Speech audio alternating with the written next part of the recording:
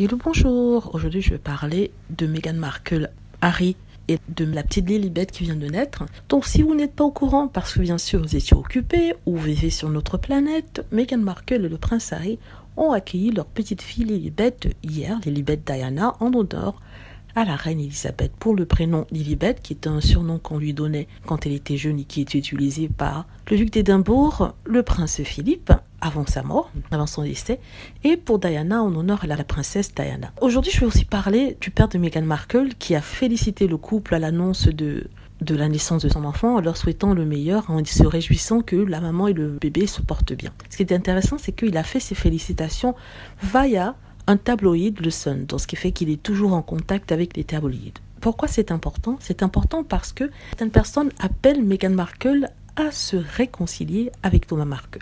Je vous explique. Donc, à la une de certains titres de certains journaux et aussi dans la bouche de certains trolls et haters, Meghan Markle n'aurait aucune compassion pour son papa qui, selon eux, ne reverra jamais cet enfant qui vient de naître parce qu'il, bien sûr, il n'a pas vu Archie. Et ils estiment que ce n'est pas normal qu'un père ne puisse pas voir sa fille et ses petits-enfants et que Meghan Markle devrait se rabibocher avec lui. Je vais vous expliquer pourquoi je ne suis pas d'accord. Le problème à la base, c'est que le prince Harry et Meghan Markle ont réalisé que le père de Meghan travaillait directement en étroite collaboration avec les tabloïds, divulguant des informations. Et en plus de ça, il attaquait publiquement sa fille, Meghan Markle, dans les médias et était payé pour cela. Donc déjà, ce n'est pas le comportement qu'un père devrait avoir envers sa fille. Alors, réconciliation, oui.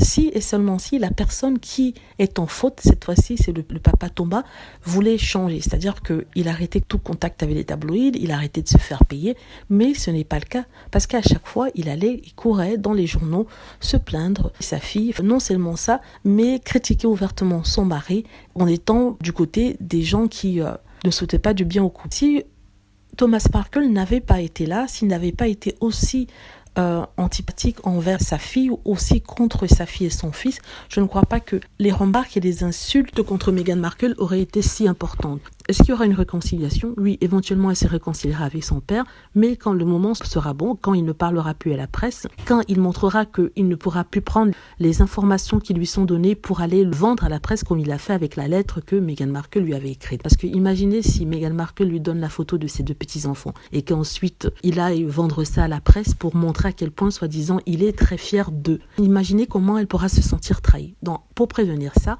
elle a besoin d'avoir confiance en lui, donc elle ne le fait pas. Plus tard, pourquoi pas, pourront discuter ensemble, pourront voir comment ils pourraient rétablir le contact, mais Thomas Markle doit être tenu à distance pour l'instant pour que Meghan Markle, le prince Harry, puissent déjà vivre leur vie, apprécier leur vie de famille avec leur nouveau-né et aussi avoir une vie de famille privée comme ils souhaitent avoir sans qu'on ait des bribes de conversation rapportées à la presse par Thomas Markle, comme je le rappelle, est toujours en connexion, en contact avec les tabloïds. Voilà, j'espère que vous avez aimé la vidéo. N'hésitez pas à cliquer sur like si c'est le cas, à vous abonner pour plus de vidéos et à cliquer sur la petite cloche afin d'être averti lorsque je poste une nouvelle vidéo. Merci.